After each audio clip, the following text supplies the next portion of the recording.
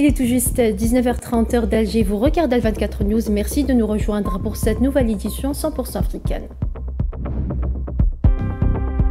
Le mouvement des non-alignés salue le rôle de premier plan du président de la République, Abdelmadjid Tebboune, dans le renforcement de l'action africaine commune. Les détails dans ce journal.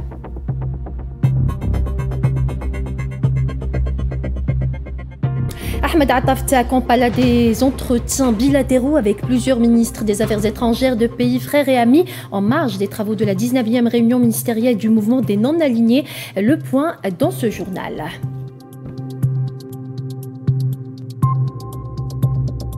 Journée nationale de l'immigration, l'Algérie commémore le 64e anniversaire des massacres du 17 octobre 1961 et la gauche française appelle à reconnaître le massacre comme un crime d'État.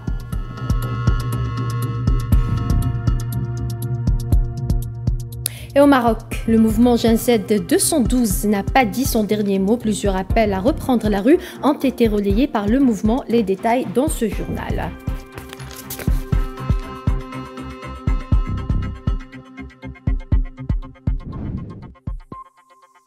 Bonsoir à tous, si vous venez de nous rejoindre, l'Algérie commémore aujourd'hui la journée nationale de l'immigration, marquant le 64e anniversaire des massacres du 17 octobre 1961 perpétrés par la France coloniale contre la communauté algérienne le 17 octobre 1961 sur ordre du préfet de police de Paris, Maurice Papon. La police française a attaqué une manifestation pacifique de milliers d'Algériens. Des dizaines de manifestants ont été assassinés dans les rues et les stations de métro, tandis que d'autres ont été jetés dans la Seine, événement connu comme le massacre de Paris de 1961.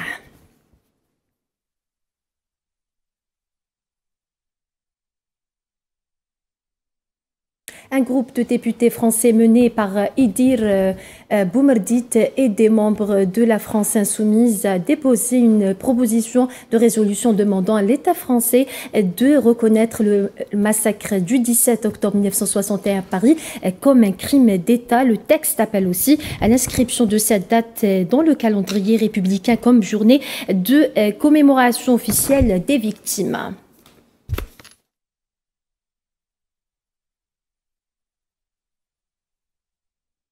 Et le mouvement des non-alignés a salué le rôle de premier plan du président algérien Abdelmadjid Tebboune dans le renforcement de l'action africaine commune, le soutien aux causes justes et la consolidation de la coopération internationale au service des intérêts des pays du Sud. À l'occasion de la 10e réunion ministérielle tenue les 15 et 16 octobre à Kampala, le mouvement a également accueilli favorablement la proposition du président Tebboune concernant l'instauration d'une journée africaine de commémoration des martyrs et victimes de colonialisme en Afrique, ainsi que sa volonté d'organiser une conférence internationale sur les crimes du colonialisme en coordination avec la Commission de l'Union africaine. Et sur la page diplomatique de ce journal, le ministre d'État, ministre des Affaires étrangères de la Communauté nationale étrangère des Affaires africaines, Ahmed Attaf, a tenu jeudi à Kampala des entretiens bilatéraux avec plusieurs ministres des Affaires étrangères de pays frères et amis en marge des travaux de la 19e réunion ministérielle du mouvement des non-alignés. Attaf a rencontré le ministre des Affaires étrangères, de la Migration et des Tunisiens à l'étranger de la République tunisienne, Mohamed Ali Nefti. La rencontre a permis d'examiner les différents aspects des relations de fraternité et de partenariat entre les deux pays frères et les perspectives de leur promotion au plus haut niveau, conformément aux orientations du président algérien Abdelmadjid Tebboune et du président Kais Saïed.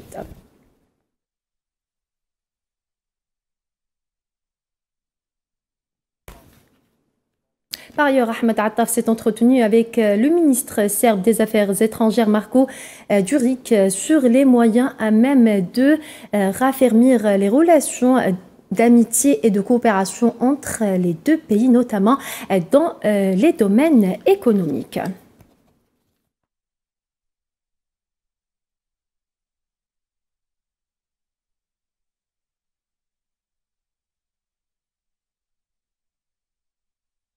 Avec son homologue iranien Abbas Araghchi, le ministre d'État a abordé les derniers développements dans la région du Moyen-Orient à la suite de l'entrée en vigueur de la première phase de l'accord de cessez-le-feu à Gaza.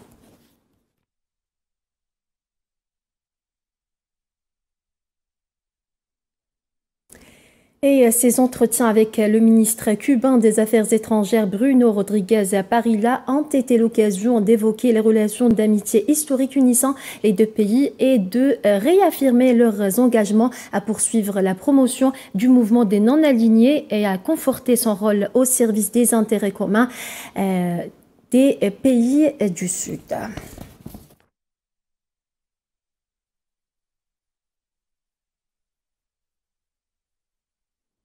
Par ailleurs, le ministre algérien des Affaires étrangères a abordé avec son homologue mozambicaine Maria Manuel dos Santos Lucas la dynamique croissante marquant les relations d'amitié, de solidarité et de coopération entre les deux pays et les moyens de leur insuffler un nouvel élan dans le cadre de la mise en œuvre des décisions conjointes prises par les dirigeants des deux pays lors de leurs entretiens tenus le mois dernier à Alger.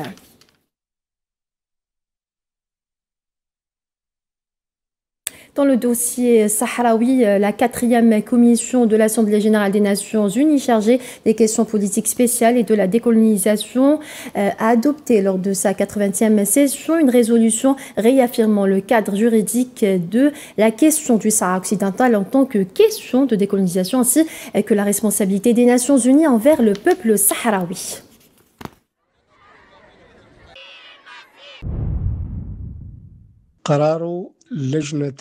La résolution de la 4e commission des Nations unies chargée des questions politiques spéciales et de la décolonisation concernant le Sahara occidental est une décision importante, car elle vient réaffirmer le cadre juridique international de la question du Sahara occidental en tant que question de décolonisation. Cela implique également la confirmation du droit inaliénable du peuple sahraoui à l'autodétermination et à l'indépendance, conformément aux résolutions pertinentes de l'Assemblée générale. La résolution de l'Assemblée générale des Nations unies, en particulier la résolution 1514 portant déclaration sur l'octroi de l'indépendance aux pays et aux peuples coloniaux, constitue une affirmation claire de la nature de la question du Sahara occidental en tant que question de décolonisation. Cette résolution revêt une importance particulière à ce moment précis, car elle constitue une réponse ferme et explicite à la propagande de l'État occupant marocain et à ses tentatives de dénaturer le cadre juridique de cette question. La décision réaffirme, sans équivoque, les cadres juridiques et internationaux du dossier du Sahara occidental en tant que question de décolonisation, tout en mettant en lumière la responsabilité de l'organisation internationale à l'égard du peuple sahraoui et la nécessité de lui permettre d'exercer son droit inaliénable et non négociable à l'autodétermination et à l'indépendance. Et au Maroc, le mouvement Gen Z 212 n'a pas dit son dernier mot après une pause et un discours du roi marocain qui n'a pas satisfait les attentes de la jeunesse marocaine. Plusieurs appels à reprendre la rue ont été reliés par le mouvement. Pour plus de détails, voici un sujet signé Safwan Ben Sabri. Au Maroc, après une relative accalmie populaire, des appels à reprendre les manifestations ont repris à travers le pays. La Gen Z 212 n'a pas dit son dernier mot. Elle aura attendu des gestes de la part du roi marocain, mais après un discours sans rupture et qui a laissé perplexe, le mouvement reprend son souffle. Alors que les protestataires attendaient à minima des élections législatives anticipées, le roi s'est limité à annoncer de nouvelles mesures concernant les secteurs de la santé et de l'éducation, des mesures qui prendront du temps selon lui, une lenteur qui contraste avec le ras-le-bol populaire exprimé par les jeunes et moins jeunes marocains. Sur Discord, plateforme de discussion ultra prolifique lors des premières manifestations, le mouvement de la Gen Z 212 s'organise. Après consultation de leurs échanges, on observe une volonté de changer de stratégie. Le canal regroupe pas moins de 210 000 membres. On y aborde les revendications et la forme de celles-ci, un meilleur ciblage et la volonté de montrer que le mouvement n'est pas mort. À la colère initiale des Marocains sortis dans la rue pour de meilleurs systèmes de santé et d'éducation, S'ajoute la colère envers les autorités policières et judiciaires. Les manifestations ont été le théâtre d'interpellations particulières face caméra. La justice, quant à elle, a procédé à des condamnations lourdes en un temps record. Au total, 17 personnes ont été condamnées par la justice pour un total de 162 années de prison. Le gouverneur de la Banque d'Algérie, Salah ad-Din Talab, a souligné vendredi la forte résilience de l'économie algérienne grâce notamment à la croissance soutenue hors hydrocarbures, à la politique prônée par la Banque centrale pour renforcer la capacité des banques à financer l'économie, soulignant d'autre part les avancées accomplies par l'Algérie dans le cadre de son dispositif de lutte contre le blanchiment d'argent et le financement du terrorisme.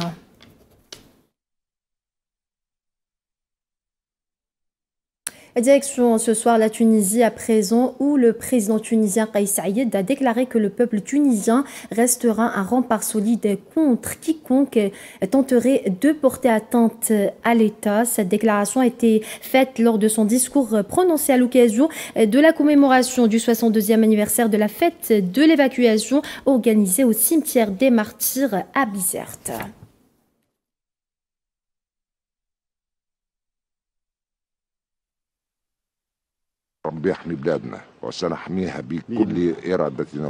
Que Dieu protège notre pays. Nous le défendrons de toutes nos volontés et de toutes nos forces, aux côtés de notre peuple et de tous les patriotes valeureux, ceux qui versent leur sang et sacrifient tout ce qu'ils possèdent pour cette chère patrie. Si Dieu le veut, nous avancerons toujours droit devant, de victoire en victoire. Nous relèverons tous les défis et nous libérerons notre pays comme l'ont fait les Chouhada, en versant leur sang sur chaque passerelle de ce territoire pour la liberté et l'indépendance. Nous ne connaîtrons aucun repos tant que notre pays restera souverain, si Dieu le veut. Un mot d'économie, le Fonds monétaire international a répondu immédiatement à la demande d'un programme d'aide de la part du gouvernement sénégalais, assure la directrice générale du fonds, Christina Georgieva, qui a réitéré son soutien aux autorités pour avoir mis à jour l'immense problème que représentait la dissimulation de la dette publique.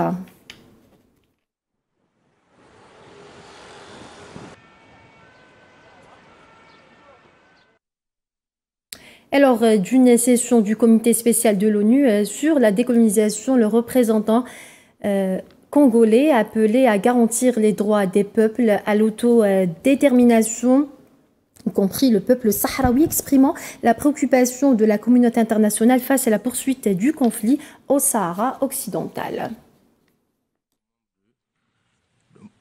Du Sahara occidental demeure également au centre des préoccupations de la communauté internationale. En juillet 2025, le comité spécial chargé de la décolonisation C24, réuni à New York, a apporté un soutien aux droits du peuple sahraoui à l'autodétermination. C'est pourquoi ma délégation appelle à un engagement renouvelé fondé sur l'autodétermination des peuples. Cela garantira la sécurité et la dignité de tous.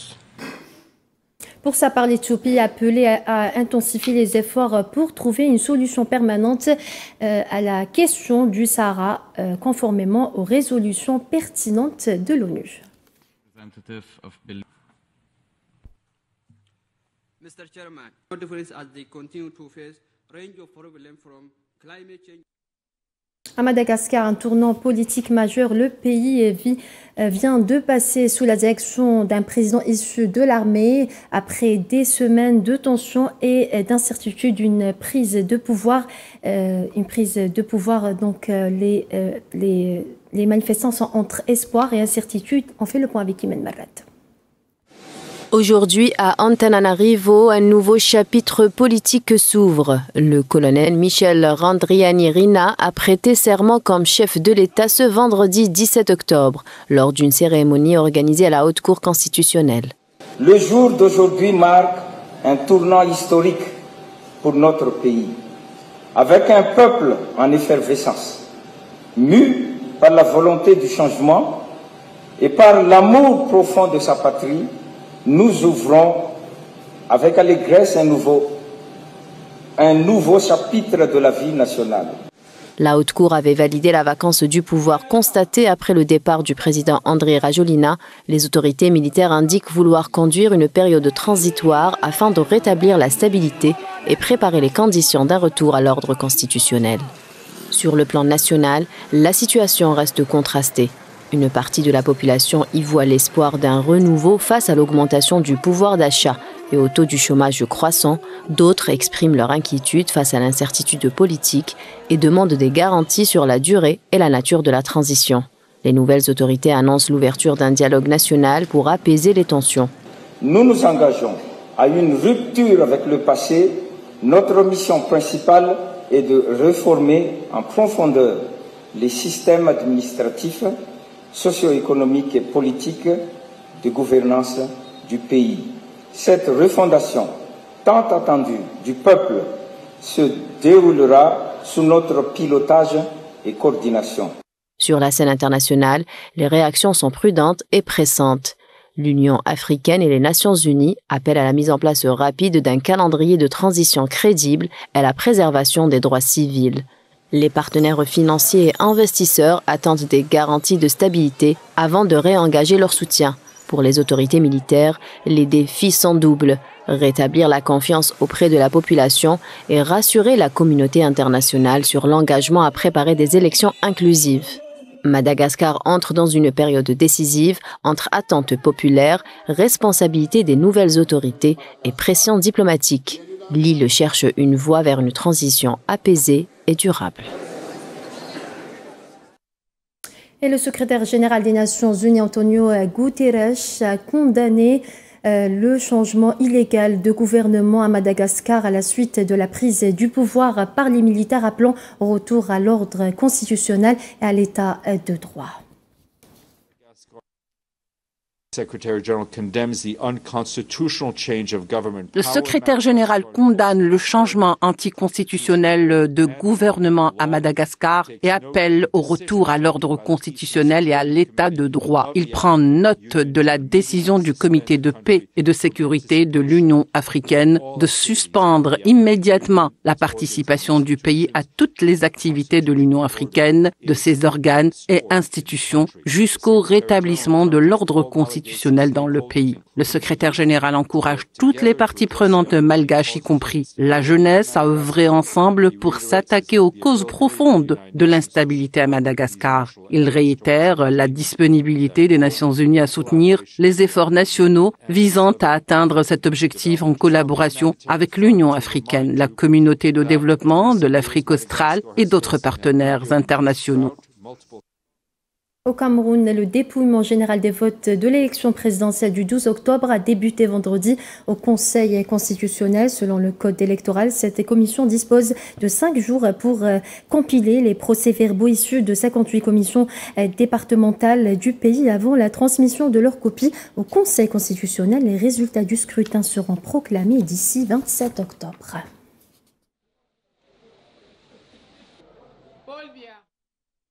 Sport football à présent, éliminatoire de la Coupe du Monde 2026. 9 équipes africaines ont déjà validé leur billet pour la Coupe du Monde. Faisal Salah.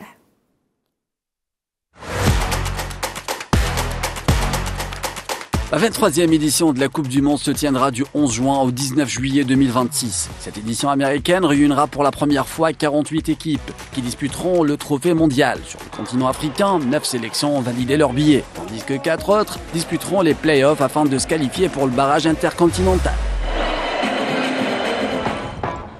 Pour la première fois, 4 pays d'Afrique du Nord disputeront ensemble le mondial. L'Algérie de Mahrez est de retour, leader du groupe G avec 25 points. Et Amoura est en feu, meilleur buteur des éliminatoires avec 10 buts. Dans le groupe A, l'Égypte de Mohamed Salah a dominé. Qualifié avec 26 points, Salah a inscrit 9 buts. La Tunisie et le Maroc seront également de la partie. Les Black Stars du Ghana ont réussi leur mission, tout comme l'Algérie. Les coéquipiers de Mohamed Khadouz joueront leur 5e mondial. 4 sélections se sont qualifiées difficilement jusqu'à la dernière journée. Il s'agit du Sénégal de Sadio Mané, de la Côte d'Ivoire de Kessié et l'Afrique du Sud d'Hugo Broos. Le Cap-Vert a créé la surprise. Un pays de 550 000 habitants s'est offert une première qualification historique pour le mondial, en terminant leader du groupe D avec 23 points.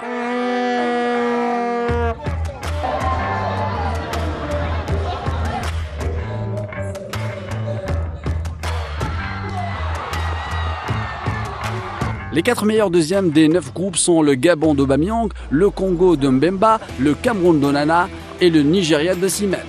Ces 4 sélections joueront un tournoi à élimination directe. Les demi-finales auront lieu le 13 novembre. Le Cameroun face au Congo, Nigeria, Gabon. La finale se déroulera le 16 novembre. Le vainqueur final de ce tournoi participera au tournoi intercontinental prévu en mars où 6 équipes se disputeront les 2 derniers billets pour la Coupe du Monde 2026.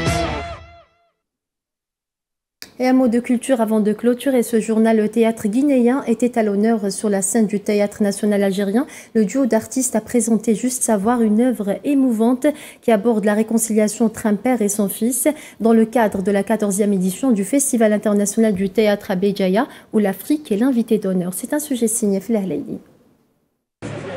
Sur la scène du Théâtre national algérien Mahidine Bestarzi à Alger, le duo guinéen du spectacle Juste Savoir a livré une performance bouleversante. Père, que suis-je à tes yeux? Presque un nom.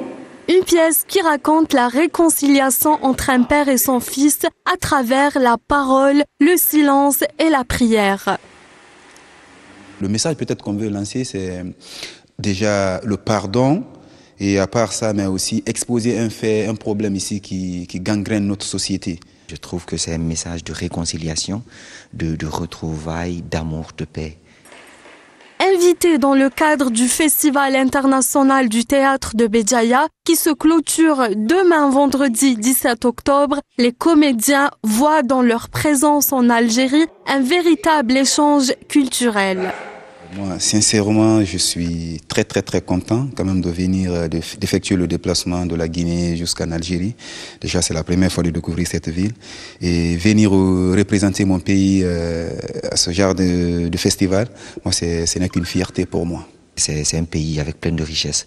Et donc, par rapport au théâtre, la Guinée et l'Algérie, nous sommes venus, il y a ce stress qui nous arrive un peu, on va pas vouloir cacher les choses, mais nous avons envie vraiment de nous confronter aux professionnels de l'Algérie afin qu'ils puissent nous donner aussi leur grain de sel, afin que ce spectacle que nous jouons puisse évoluer. Bien sûr que je te vois.